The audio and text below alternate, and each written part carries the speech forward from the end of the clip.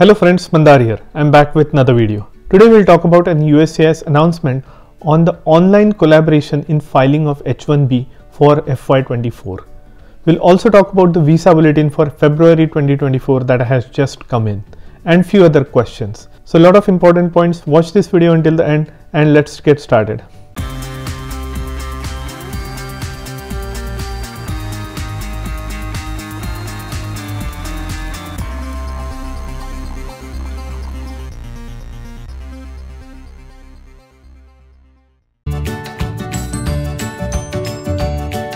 If you are here for the first time, welcome. My name is Mandar and I make immigration and lifestyle related videos for US and Canada.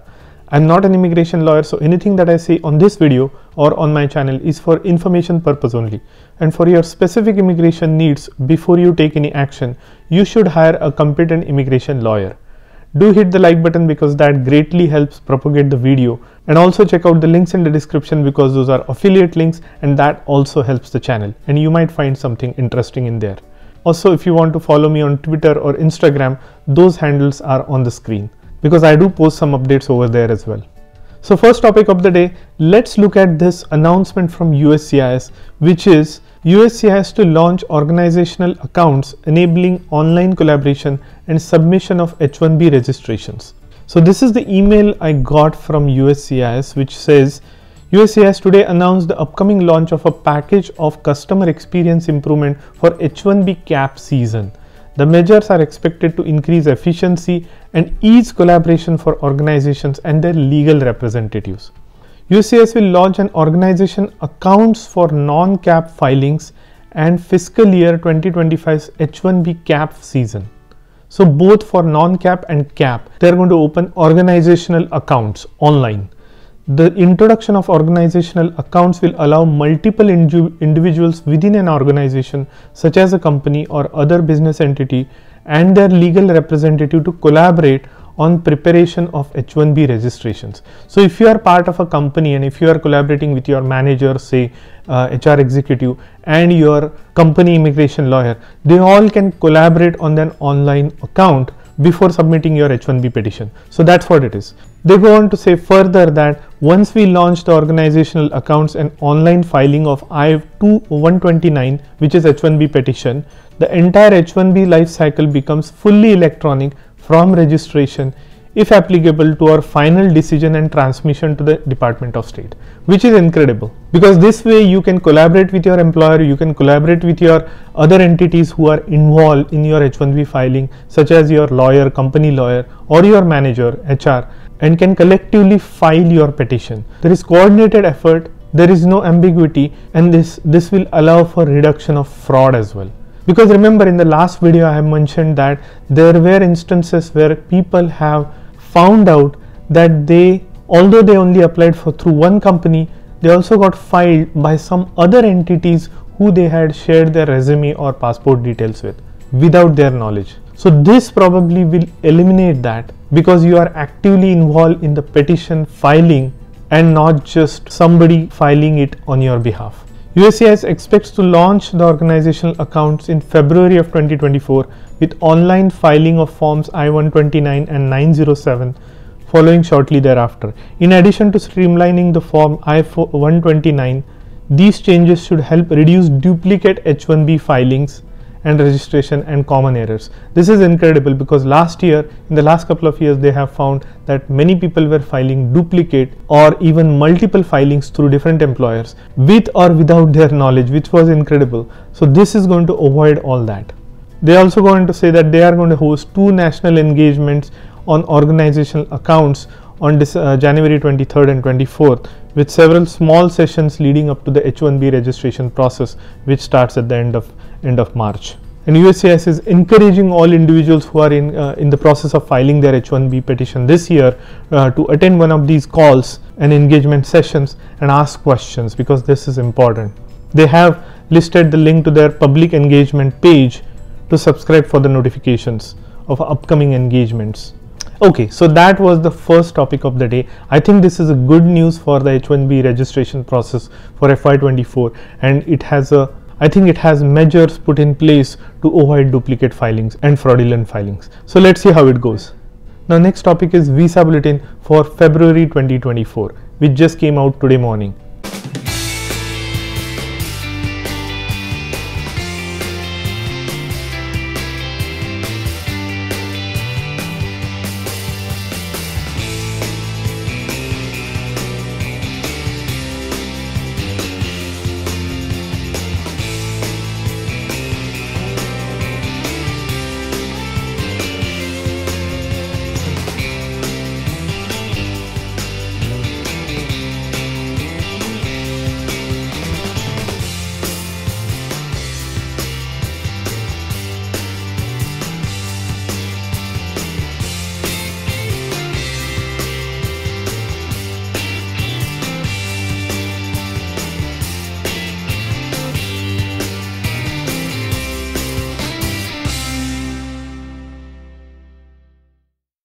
On a quick note, EB3 progressed only by a month in the final action chart. Nothing else has progressed. But let's do a side-by-side comparison of January 2024 visa bulletin versus February 2024 visa bulletin and see if there are any notes or if there are any hints in terms of where it will go in the future. Okay, so here is a comparative analysis. On the left hand side we have January 2024 visa bulletin. On the right hand side we have February 2024 visa bulletin. Now it is interesting to see all these cautions at the top. It tells you there are so many things happening in this world. We used to see the COVID notification at the top. Now there are cautions regarding the things that are happening in the world. Anyways, so we'll go to the family base section first. So here is the family base section for final action dates. So F1, as you can see, there is no change in F1 dates whatsoever. This is a final action date chart. These dates are supposed to continue to move forward month after month to catch up to the filing date chart. But I don't see any movement for any countries. All chargeability, China, India, Mexico, all remain exactly the same. F2A has progressed. For all chargeability, it has progressed from 1st of November 2019 to 8th of February 2020. For China and India, it has progressed from 1st of November to again the same 8th of February 2020. Same for Mexico and Philippines. So all dates for F2A have progressed by about 3 months. F2B has stayed the same all across. I don't see any change. F3 has also not changed for any countries. All chargeability, China, India, Mexico, Philippines, all remain the same just like they were in the January visa bulletin, and F4 also stayed exactly the same. So except the F2A category, which used to be current in the past, which is still quite close to being current, it has progressed by 3 months. So now let's go to the filing date chart for family based category, because this is the chart they use every month throughout the year for filing of I-485. I'm not expecting to see any change in there, and as expected, F1 has no change across the board. The dates remain at 1st of September 2017 for all chargeability, China, India, and the same for Mexico and Philippines. F2A category also remains exactly the same, 1st of September 2023, slightly retrogressed but the same as January, so no change there. F2B category also remains exactly the same, F3 category remains exactly the same, and F4 category also remains exactly the same. So no change as expected in the filing date chart. Remember, this is the date that they set at the beginning of the year based on all the visa numbers that they are expecting to see or distribute throughout the year. So this date is not expected to change, at least for family based category. We should always expect to see the final action date chart progress steadily for family section. Okay, let's go to the employment based section now. Final action chart dates, final action dates. Here, as you can see, EB1 has not changed at all. All chargeability remains current. China has not progressed, it has stayed at 1st of July 2022. India has also stayed the same, 1st of September 2020. Mexico and Philippines remain current. EB2, the dates have progressed for all chargeability from 1st of November 2022 to 15th of November 2022. Good news there. China has progressed. China has remained the same, 1st of January 2020. India has also remained the same, 1st of March 2012. Mexico and Philippines, however, have progressed by 15 days. So all chargeability, Mexico and Philippines have progressed by about 15 days. Now EB3, all chargeability has progressed from 1st of August 2022 to 1st of September. So by a month. China has remained the same. India has progressed from 1st of June 2012 to 1st of July 2012. That is the only good news in the employment base section. Mexico and Philippines have remained the same. Other workers category has also remained the same throughout. I am not seeing any date changes. EB4 category has also remained exactly the same. No changes in the certain workers, religious workers category. No change whatsoever in the EB5 category as well. Now let's go and see if there is any change in the filing date chart, which is the chart that USCIS sets at the beginning of the year based on the visa numbers available. So mind you, this chart also includes all the spillovers from last year from the EB category, and also last month they had said that they had about 10,000 EB5 spillovers that have gone to EB1. So those numbers should have already included or factored into these dates. That's my assumption. Some people had asked me that question, so I just wanted to clarify.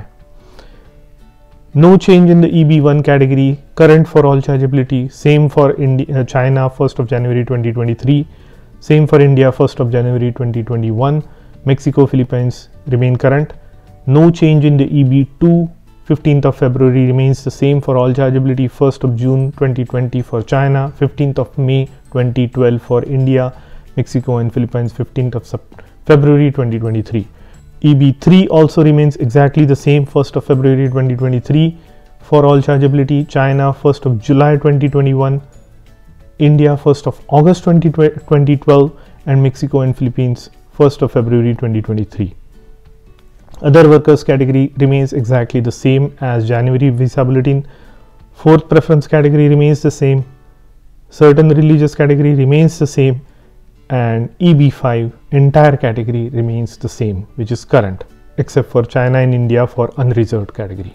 So basically only one change, which is EB3 dates moved for India by about a month, which is not a miracle.